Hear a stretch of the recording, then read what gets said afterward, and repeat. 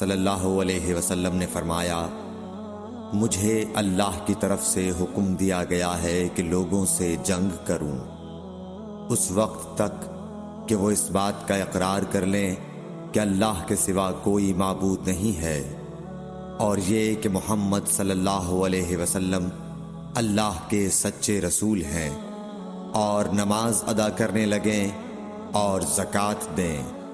جس وقت وہ یہ کرنے لگیں گے تو مجھ سے اپنے جان و مال کو محفوظ کر لیں گے سوائے اسلام کے حق کے۔ رہا ان کے دل کا حال تو ان کا حساب اللہ کے ذمے ہے۔ صحیح بخاری حدیث نمبر 25۔ رسول اللہ صلی اللہ علیہ وسلم سے دریافت کیا گیا کہ کون سا عمل سب سے افضل ہے؟ فرمایا، اللہ اور اس کے رسول پر ایمان لانا۔ کہا گیا، اس کے بعد کون سا؟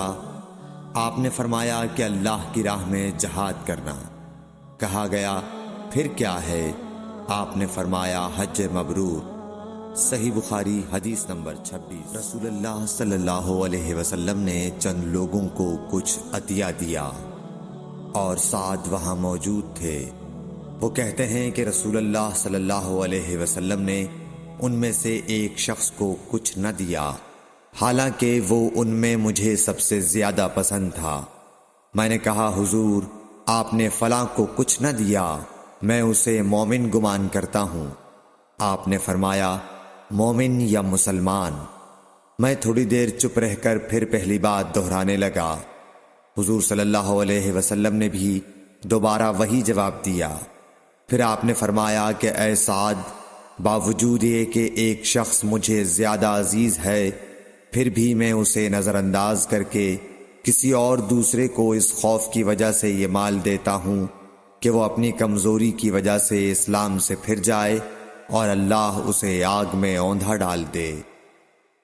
صحیح بخاری حدیث نمبر 27۔ ایک آدمی نے رسول اللہ صلی اللہ علیہ وسلم سے پوچھا، کون سا اسلام بہتر ہے؟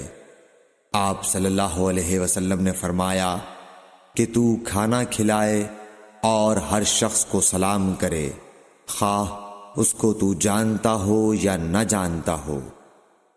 صحیح بخاری حدیث نمبر 28۔ اللہ علیہ وسلم نے فرمایا، مجھے دوزخ دکھلائی گئی تو اس میں زیادہ تر عورتیں تھیں جو کفر کرتی ہیں۔ کہا گیا، حضور، کیا وہ اللہ کے ساتھ کفر کرتی ہیں؟ آپ صلی اللہ علیہ وسلم نے فرمایا کہ خاوند کی ناشکری کرتی ہیں اور احسان کی ناشکری کرتی ہیں۔ اگر تم عمر بھر ان میں سے کسی کے ساتھ احسان کرتے رہو، پھر تمہاری طرف سے کبھی کوئی ان کے خیال میں ناگواری کی بات ہو جائے تو فوراً کہہ اٹھے گی کہ میں نے کبھی بھی تجھ سے کوئی بھلائی نہیں دیکھی۔ صحیح بخاری حدیث نمبر 29۔